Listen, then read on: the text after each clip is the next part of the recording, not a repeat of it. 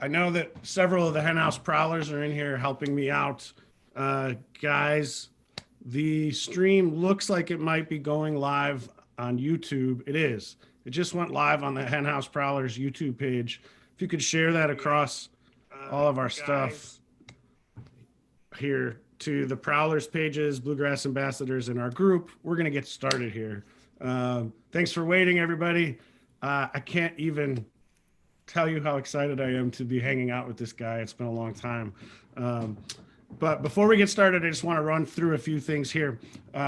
If this is your first time tuning in, my name is Ben. I play the banjo in the band, the Henhouse Prowlers. The band has traveled extensively all over the world with the U.S. State Department as musical ambassadors. We're very fortunate to be part of this program that has a rich legacy going back to the 1950s, following the mission of the State Department, which is to bring cultures together, and music does that better than anything, as we've been so lucky to find out.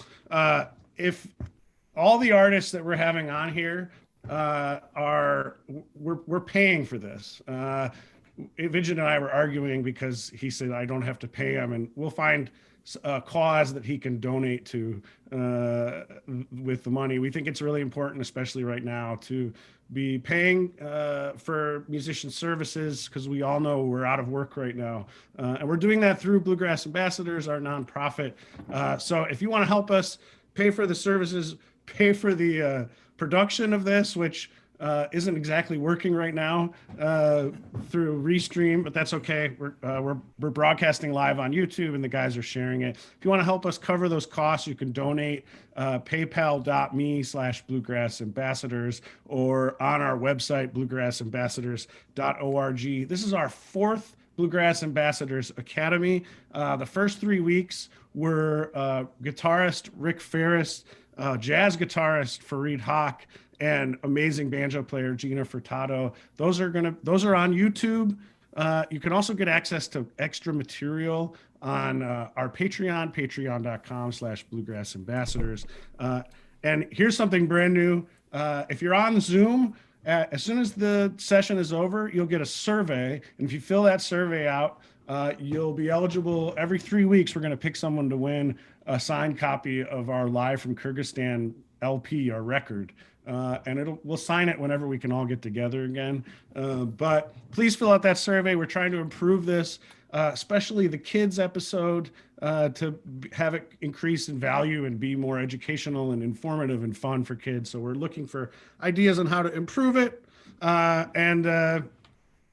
So let's get started. This guy here is somebody we met through this incredible circumstance on a trip, and I can't wait for him to tell his side of the story before we tell ours. Folks, please make welcome in Dubai, United Arab Emirates, Mr. Vijit Malik.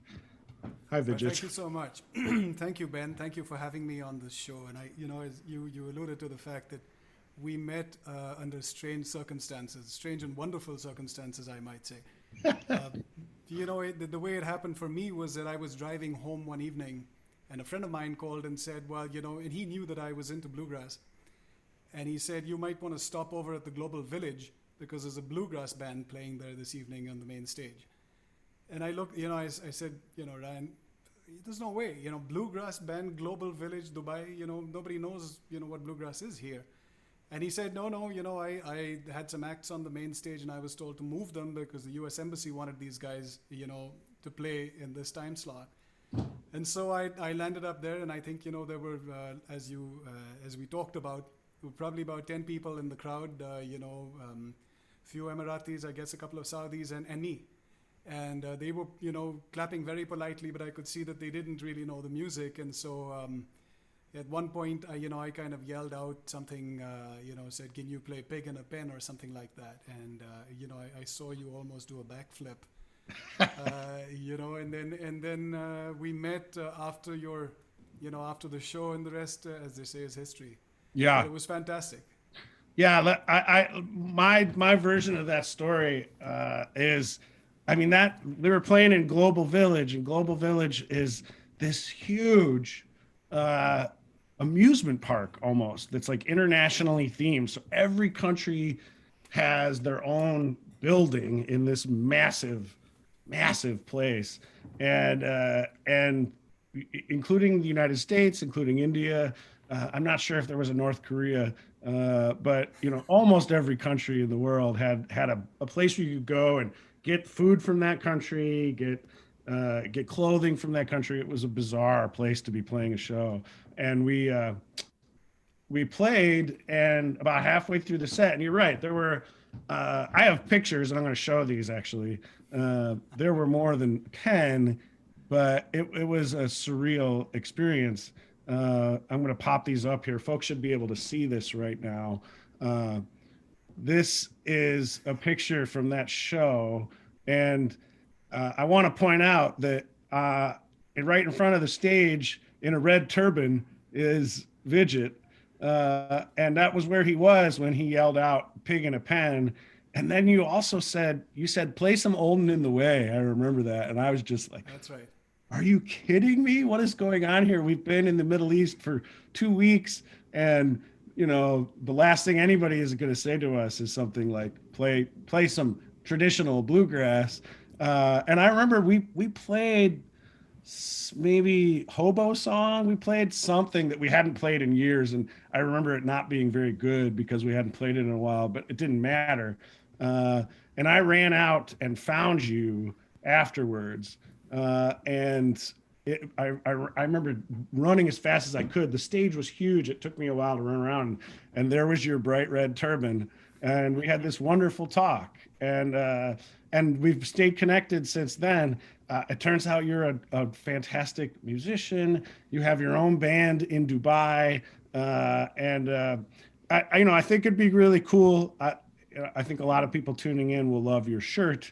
Um, tell us, tell us about your connection to American music, and more specifically, jam band and bluegrass music. Sure.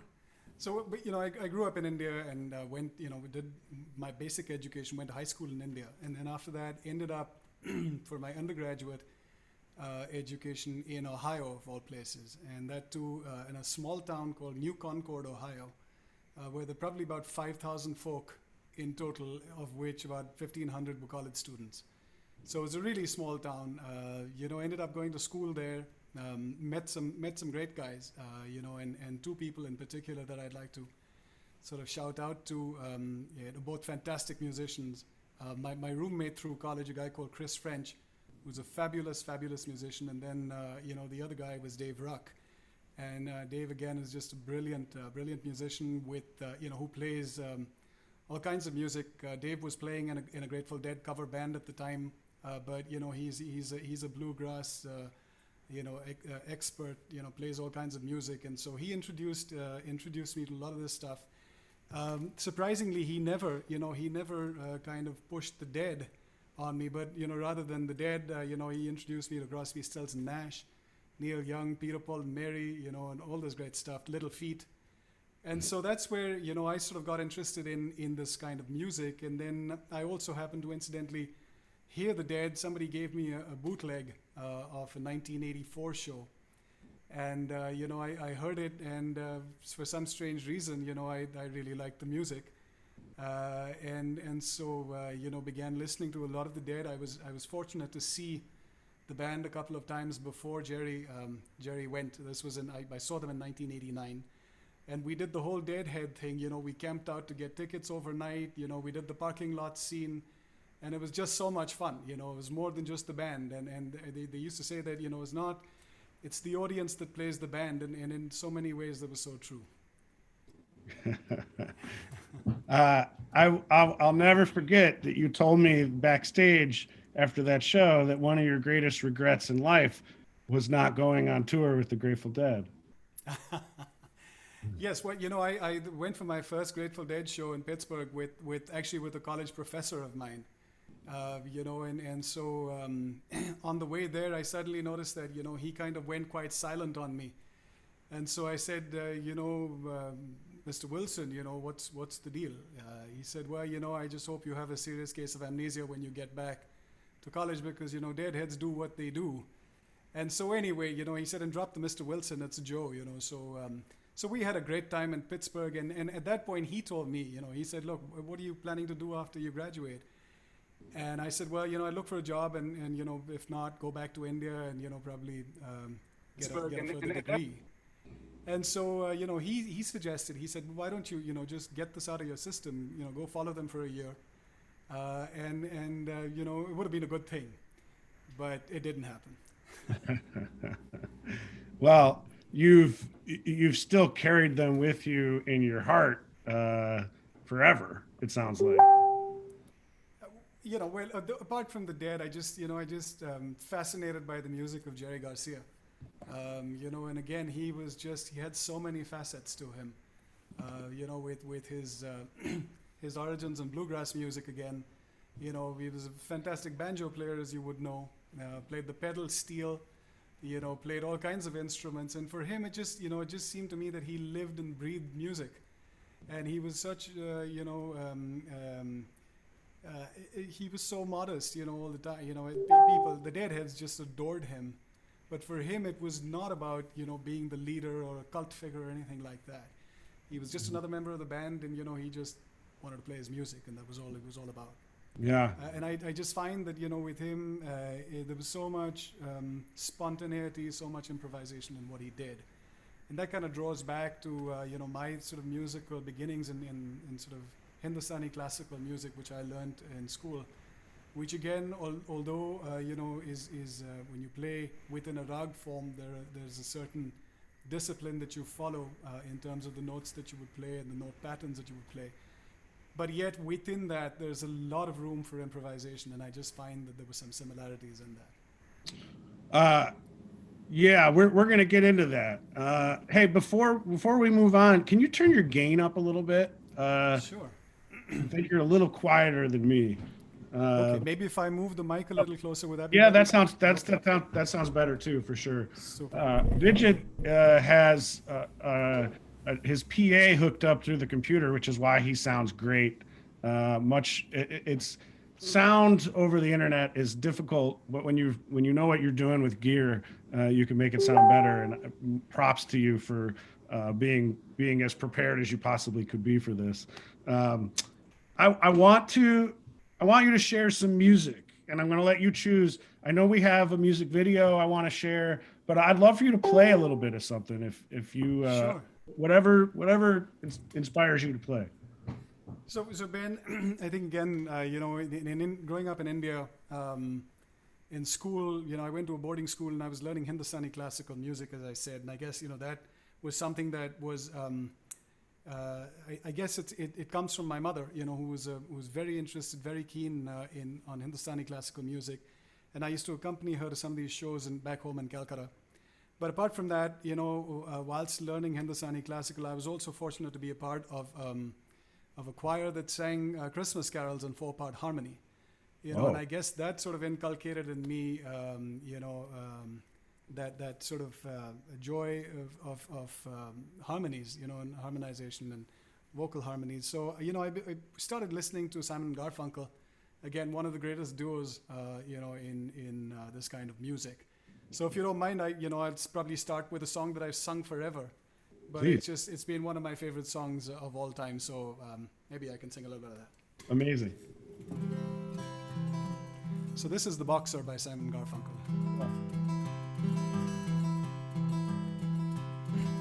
Well, I'm just a poor boy, though my story's seldom told. I've squandered my resistance for a pocket full of mumbles, such are promises. All lies and jest, still a man hears what he wants to hear and disregards the rest.